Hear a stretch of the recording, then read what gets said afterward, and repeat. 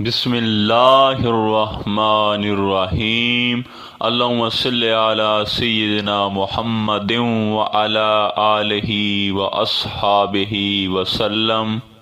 اے تن میرا چشمہ ہوئے تے میں مرشد ویکھ نہ رجاں ہوں، لوں لوں دے مڑ لکھ لکھ چشمہ، ہک کھولاں تے ہک کجاں ہوں۔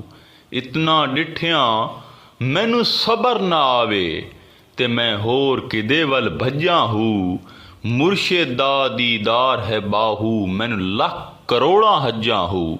دیکھے سامعین، جس کلام کو مجھے آج پڑھنے اور آپ کو سننے کا شرف نصیب ہوا ہے، یہ کلام حضرت سخی سلطان باہو کا ہے، اور یہ مشہور زمانہ کلام ہے، مگر بدقسمتی سے عرصہ دراز سے لے کر اب تک اس کلام پر لوگ نکتہ چینی اور فتوے لگاتے ہوئے نظر آتے ہیں۔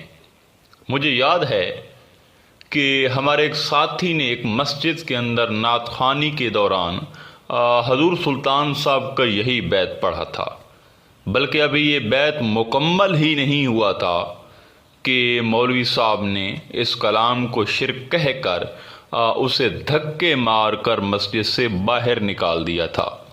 اسی طرح پچھلے دنوں میرے ہاتھوں ایک مولوی کی ویڈیو لگی تو وہ بدبخت بھی اس کلام کے متعلق بہت بکواسات کر رہا تھا اور لوگوں میں گمراہی پھیلا رہا تھا کہ اس طرح اگر مرشد کو دیکھنے سے حج ہوتے تو لوگ مکہ کیوں جاتے۔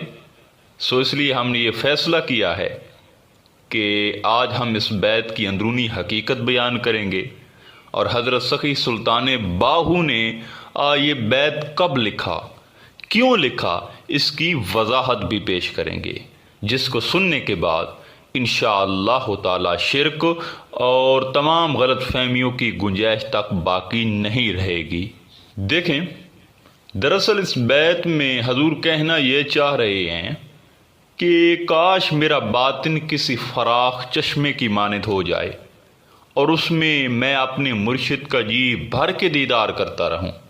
پھر آپ دوسرے مصرے میں فرماتے ہیں کہ نہیں، ایک چشمہ تو ناکافی ہے، بلکہ اتنے چشمے ہو جائیں کہ جتنے میرے جسم پر بال ہیں، اور میں بار بار اپنے مرشد کو دیکھتا اور اسے دیکھ کے تڑپتا رہوں، حتیٰ کہ بار بار دیکھنے کے باوجود بھی مجھے صبر نہ آئے، چین نہ آئے، اور اتنی بار دیکھنے کے بعد بھی میرے اندر کی پیاس نہ بجھے۔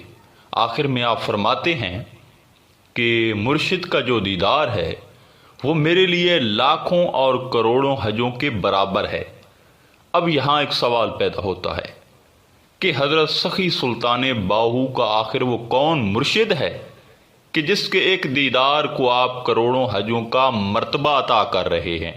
دیکھیں، اس کے متعلق خود ہی حضور سلطان العارفین حضرت سخی سلطان باہو رضی اللہ تعالیٰ عنہ فرماتے ہیں کہ بچپن میں ایک دن میں سڑک کے کنارے کھڑا تھا کہ ایک باروب صاحب حشمت نورانی صورت والے بزرگ وہ گھوڑے پر تشریف لائے، اور انہوں نے میرا ہاتھ پکڑ کر مجھے اپنے پیچھے بٹھا لیا۔ خیر، میں نے ڈرتے ڈرتے اور کانپتے ہوئے پوچھا کہ آپ کون ہیں؟ تو اس نورانی ہستی نے ارشاد فرمایا کہ میں علی ابن ابی طالب رضی اللہ تعالیٰ عنہ ہوں۔ میں نے پھر عرض کی کہ آپ مجھے کہاں لے کے جا رہے ہیں؟ فرمایا کہ میرے آقا حضرت محمد مصطفیٰ صلی اللہ علیہ وآلہ وسلم کے حکم سے میں تمہیں ان کی بارگاہ میں لے کر جا رہا ہوں۔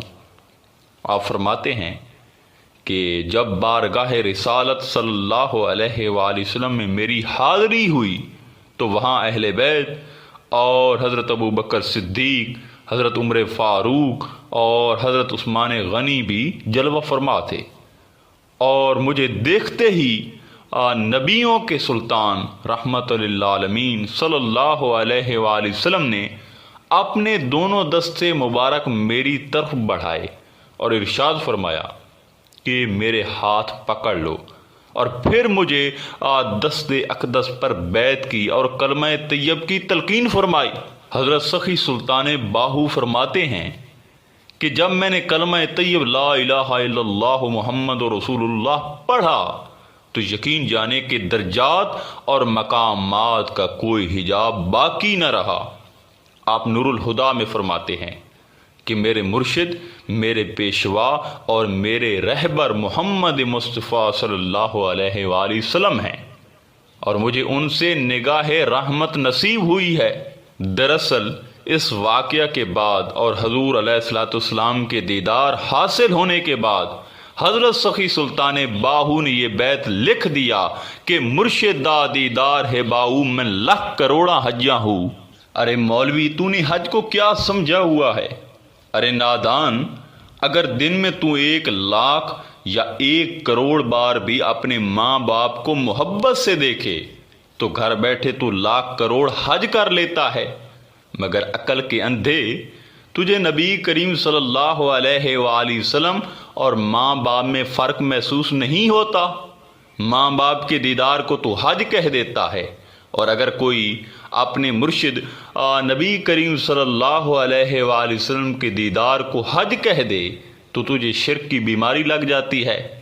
دراصل مولوی نے دیکھا جو نہیں ہے، جس نے دیکھا ہے اس نے لکھ دیا کہ مرشد دا دیدار ہے باؤ میں 1,00,000 کروڑا حجاں ہوں۔ اب بات کرتے ہیں اولیاء کرام کے دیدار کی کہ کیا ان کا دیدار بھی لاکھوں کروڑوں حجوں کے برابر ہے؟ دیکھیں، حضور علیہ الصلوۃ والسلام کے بعد جو انسان کامل فقیر ہوتا ہے، جسے ہم مرشد کہتے ہیں، وہ نبی کریم صلی اللہ علیہ وآلہ وسلم کا جانشین ہوتا ہے، کیونکہ اس نے اپنی ذات کو ختم کر کے، اپنے نفس کو پاک کر کے فنا فی رسول اور فنا فی اللہ کا مقام حاصل کر لیا ہوتا ہے۔ اور ایسے لوگوں کے متعلق حدیث بھی ہے۔ حضور نبی کریم صلی اللہ علیہ وآلہ وسلم نے ارشاد فرمایا کہ قیامت کے دن ایسے لوگ ہوں گے کہ جو نہ تو نبی ہوں گے اور نہ شہید، مگر اتنے اونچے مقام پر اللہ کے قرب میں بیٹھیں گے کہ جس پر قیامت کے دن نبی اور شہید بھی رش کریں گے۔ دیکھیں، صحابہ کرام نے عرض کیا، یا رسول اللہ، خدا کے لیے ذرا ان کی وضاحت کیجئے، ان کی علامت بیان کریں تاکہ ہم ان کو پہچان سکیں کہ وہ کون لوگ ہیں۔ یہ سوال سن کر آقا علیہ الصلوۃ والسلام کا چہرہ خوشی سے کھل اٹھا۔ پھر آقا علیہ الصلوۃ والسلام نے فرمایا کہ وہ مختلف قبائل، مختلف شہروں اور مختلف علاقوں سے ہوں گے، ان کے درمیان خونی رشتہ داری نہ ہوگی، وہ صفائے قلب رکھتے ہوں گے، اور قیامت کے دن جب وہ آئیں گے تو اللہ فرمائے گا کہ ان کے لیے نور کے صوفے، کرسیاں اور ممبر بچھا دو۔ سو اللہ پاک اپنے دست کرامت سے ان کو نور کی کرسیوں پر بٹھائے گا، پھر اللہ ان کے چہرے کو نور عطا کرے گا، اور ہر شخص قیامت کے دن جب تھر تھر کانپ رہا ہوگا، ان لوگوں کو کوئی خوف نہ ہوگا، یہ لوگ غم زدہ نہ ہوں گے۔